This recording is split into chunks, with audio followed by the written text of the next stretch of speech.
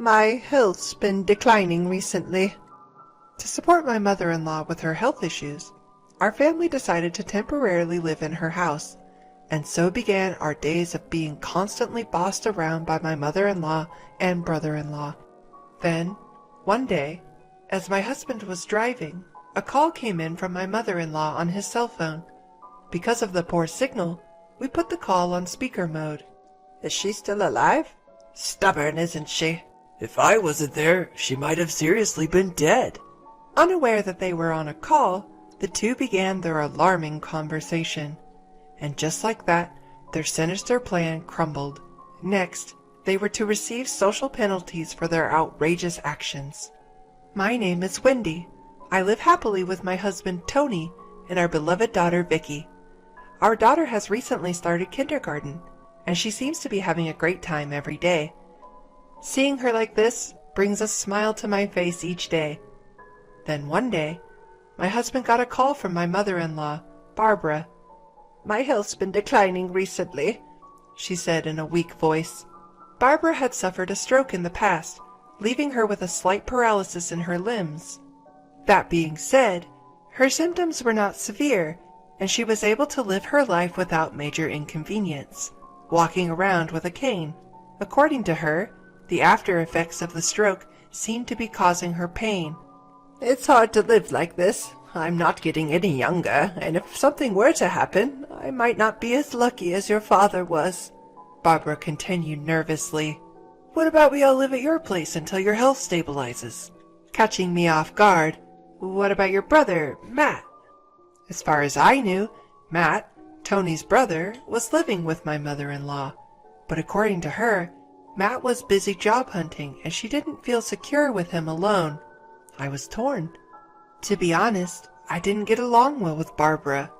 She always had a lot to say, and I had experienced her being rather harsh towards me in the past. But it wasn't just me who had issues with my mother-in-law. My husband, Tony, didn't exactly have the best relationship with his mother either. Apparently, she had always favored Matt, the eldest son, while Tony was treated as if he were an afterthought. When I broached the topic, Tony replied with a troubled look. That's true, but still, I am her son. Indeed, this seemed like a sentiment typical of Tony, a man of strong responsibility. Out of respect for my husband, I agreed to the temporary move to my in-laws' house. Moving homes is a big deal. Fortunately, our home and the in-laws' home aren't too far apart. Our daughter Vicky probably won't even need to change her kindergarten. Also, Vicky herself seems fairly excited about the idea. So I convinced myself, thinking, it's just until Barbara's health improves. With that, we started our life at my in-laws' house. But my burden turned out to be more than I expected. First off, the house itself is pretty old, and its size means housework is quite a struggle.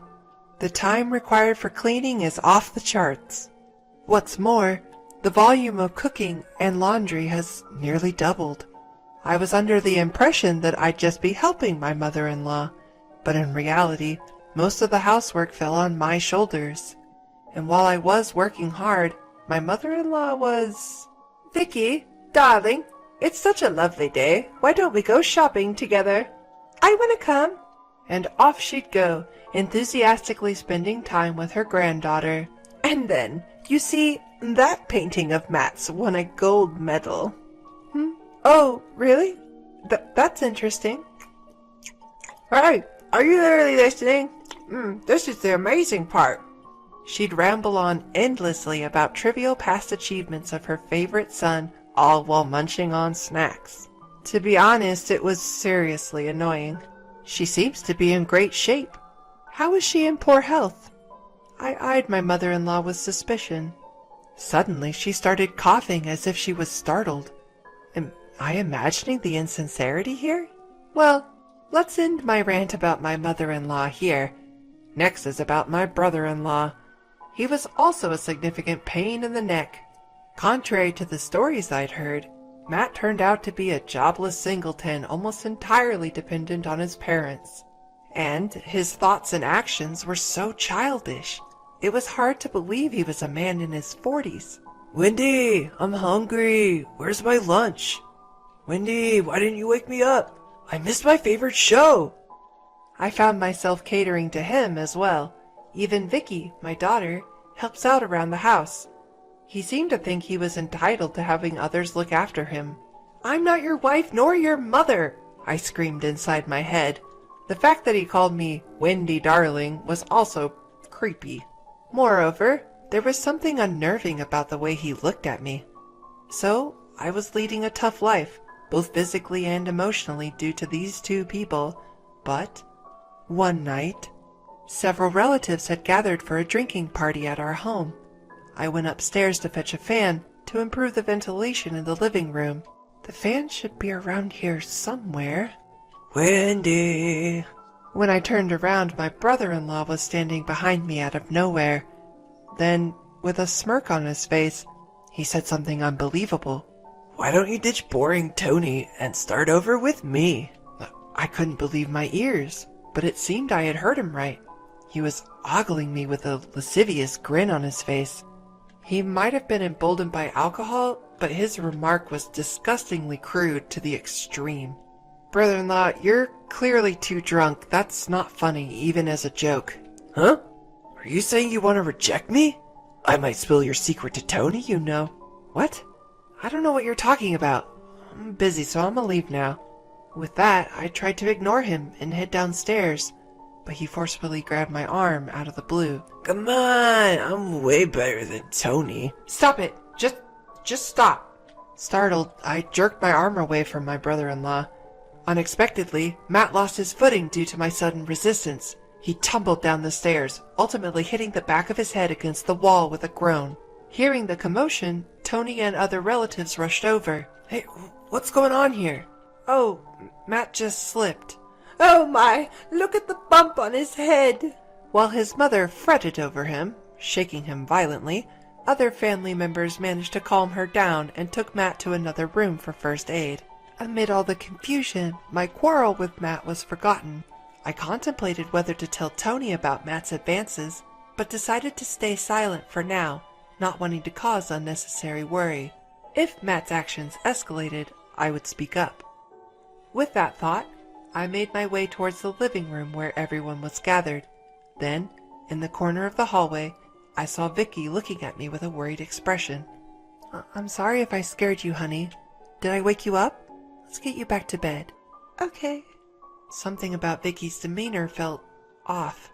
But it was late and I didn't question further, taking her to her room to put her back to bed. Life remained difficult due to my mother-in-law and Matt. Every day, I was forced to entertain my mother-in-law's uninteresting chatter and attend to my immature brother-in-law's needs. I felt like running away. However, Matt hadn't made any more advances since that incident. It seemed he had learned his lesson after my strong rebuff.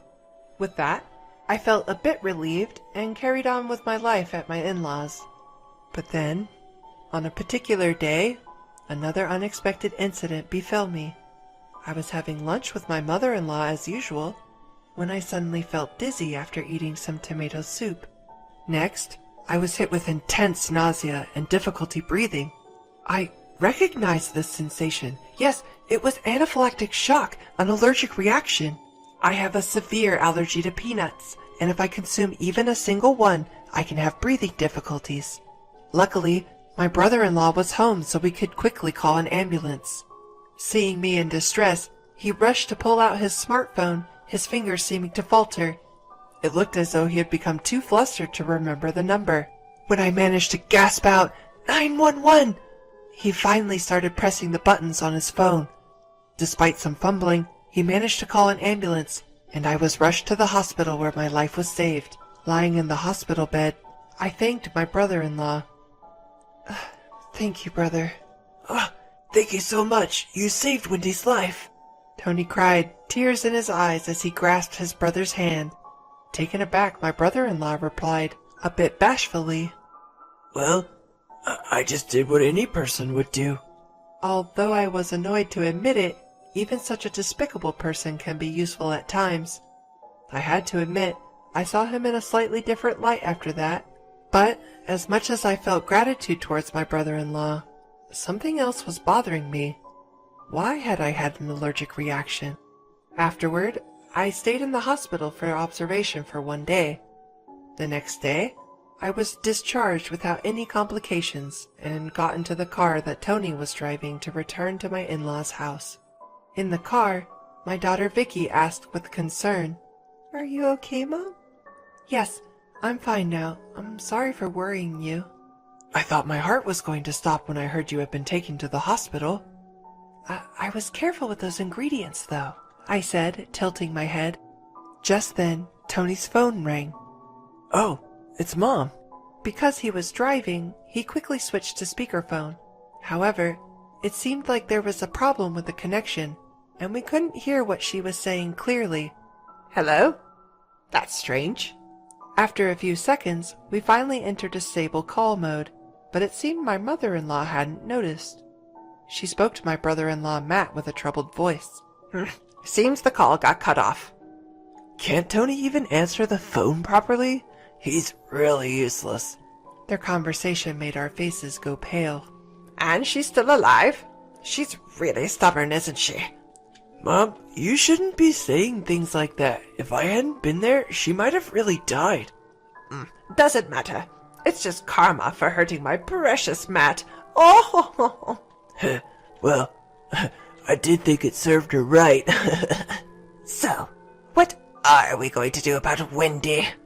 Yeah, I'll try to win her over again. I think I can make it work this time. I mean, she probably fell for me again after this incident. After all, I'm her lifesaver, aren't I? Unaware that they were being heard, they continued their alarming conversation. Meanwhile, Tony and I were left speechless, exchanging glances. Later, we arrived at my in-laws' house later than scheduled. You sure took your time. Tony, you should have answered the phone. I wanted you to get something on your way back. They greeted us as if nothing had happened. On the other hand, Tony and I had stern looks on our faces. Well, we had to stop by the police station. Police station? Did you lose something? Vicky, your dad and I need to have a serious talk. Can you go to your room for a bit? Sure. As our daughter headed for her room, I thrust Tony's phone towards my in-laws. Then I replayed their conversation that had been recorded. As a matter of fact, I had quickly set Tony's phone to record mode at the time. Upon hearing this, my in-laws' face turned pale with shock. What? How did you... I continued glaring at the two who wore guilty expressions. What in the world is going on here? Well, that was just a joke. Sort of a small payback for you rejecting Matt. Stop it, Mom. Don't mention... My brother-in-law stammers, trying to stop his mother from digging herself deeper, but it was already too late. What? She rejected Matt? What's this about? As I explained to my husband, his normally gentle face transformed into something monstrous. Then he furiously started questioning his mother and brother. Before his onslaught, they confessed everything. It turned out that my mother-in-law was attempting to set me up with Matt. Worse still, he seemed to be on board with the plan. So, she had feigned illness to lure me to their house. The idea of trying to turn her daughter-in-law into her son's fiancé was so outlandish, I was chilled to my bones. The reason for this bizarre plan? They felt sorry for Matt, being single despite being the older brother. Their lack of empathy was so astounding, I could hardly believe they were human. Needless to say, their selfish scheme did not pan out, and Matt ended up tumbling down the stairs in a pitiful fashion. As I remembered the events, I shuddered. At the same time, something my brother-in-law had said stuck in my mind. What secret about me were you using as a threat? With a side glance at my husband, he grudgingly replied, It was about that $50K you were hiding. It appeared he was after my personal wealth as well, but he was way off the mark. He and my mother-in-law assumed that I was secretly earning money through stock trading or foreign exchange, but in reality, the money was from my hobby of writing, which I'd been doing for some time. In other words, it was a savings account approved by my husband. not some hidden wealth. He's always told me, That money is something you earned with your own hard work, Wendy. You can use it whenever you think it's necessary. apparently, my brother-in-law had seen my bank book by chance when he visited our house and told his mother about it. Why not make her your wife then? She had suggested. Indeed, it's quite a horror story. Anyway, the plot between the two of them was quickly thwarted. As for my mother-in-law, it seems she was in revenge mode because I not only rejected Matt's advances, but also caused him to get injured. So, she conspired with Matt to mix peanut powder into my lunch. She probably thought that they could retrieve the 50,000 later. But seeing me suffering more than he expected, Matt became frightened and hurriedly called an ambulance. By the way, it seems my mother-in-law had been trying to get the passcode for the bank account from Vicky all this time. Of course, there was no way my daughter would know the number, so it was a wasted effort. But she seemed to be filling my daughter's head with nonsense like, Mommy is doing something wrong to make money. Grandma will take care of it. Oh, don't tell Mommy about this. If you do, she might get arrested by the police. That day, the mystery of my daughter's strange behavior towards me was finally solved. What were you thinking? Scaring your own grandchild like that? Aren't you ashamed of trying to steal your younger brother's wife? I always thought you were a fool, but I never expected this. As Tony voiced his anger and disbelief, his fists trembling, Matt, perhaps feeling his pride hurt, retorted, Hey, don't get cheeky just because you're my younger brother. I'm way more handsome than you. If I had met Wendy before you did, she would have definitely married me. This further fueled Tony's anger, but there was someone even angrier than my husband. Yes, that was me. You have got to be kidding. Tony is a decent human being unlike you. There's no way I would marry a deluded jerk like you, even if hell freezes over. You middle-aged narcissist. Grow up and stop adding darling to my name. Before I knew it, I was shouting every insult I could think of. Matt seemed to shrink under my intense glare and harsh words. Regaining my composure, I cleared my throat and told them in a calm voice, Anyway, your actions have crossed the line. I almost died, so I will be filing a criminal complaint for assault. Please pay the damages. I consulted at the local police station earlier. They advised me to discuss this with you first since we're family, but I have no intention of doing that now. No way. You're going to sue us? Faced with our wrath, the two of them were pale as a ghost, prostrating themselves on the ground. Then they started to plead with us in trembling voices, trying to get us to drop the lawsuit. Wait, we didn't think you'd be hurt that badly. Yeah, that's right. It was just a spur-of-the-moment thing. Forgive us. We're family, right? At their pleas, Tony and I exchanged looks and started discussing. Just then, Vicky entered the room. Perhaps she was bothered by the commotion. Suddenly, my mother-in-law said with a forced smile, Oh, come on, Vicky. We're a little busy right now. Let's go back to your room. At that moment, I hastily called out to my daughter, Did you by chance tell your grandma about Mommy's peanut allergy? Yes, she told me to tell her about you, so I said that even one peanut would make it impossible for you to breathe, and you'd die. As I gently stroked my daughter's head, I then sent a cold glare at the two of them. There's no room for sympathy here. Accept your social sanctions quietly. And so, the two of them, cast aside by me, were stunned and fell apart on the spot. Later, we hired a lawyer and formally charged my mother and brother-in-law with assault. Because it was a family dispute, they didn't end up in prison, but they had to pay about 13 grand for my medical expenses, compensation, and the like. Naturally, neither of them had any savings to cover this, having led such a dissolute life. In the end, they reluctantly sold their family home for cash and made the payment. And as for the two of them now without a home, oh, it's going to be a little cramped in that house if all 5 of us are going to live there. Tony, when are we gonna do the extension and remodeling? Unbelievably, they seemed fully prepared to live in our house. These people are truly hopeless. Of course, such a ridiculous proposal wouldn't stand a chance. What kind of nonsense are you spouting? Talk in your sleep when you're asleep. It was probably an explosion of pent-up frustration. The two of them, vehemently rejected by us, hastily left the scene. We heard that they later rented a room in a rundown apartment. They are said to be living a tough life, surviving on the wages my brother-in-law earns from his part-time job. On the other hand, we had returned to our own home for the first time in half a year. Such a peaceful atmosphere. I breathed a sigh of relief. I'm sorry. It's my fault for deciding to live together. I should have thought more about it. Don't worry about it. It's your seriousness that I like. That's why I married you. Yes, my husband Tony often gets the short end of the stick due to his serious nature. But that's why... No, precisely because of that. I respect him. I continued speaking to my dejected husband. You looked brave and cool when you punched Matt. Violence isn't good, though. Hearing that, my husband chuckled sheepishly.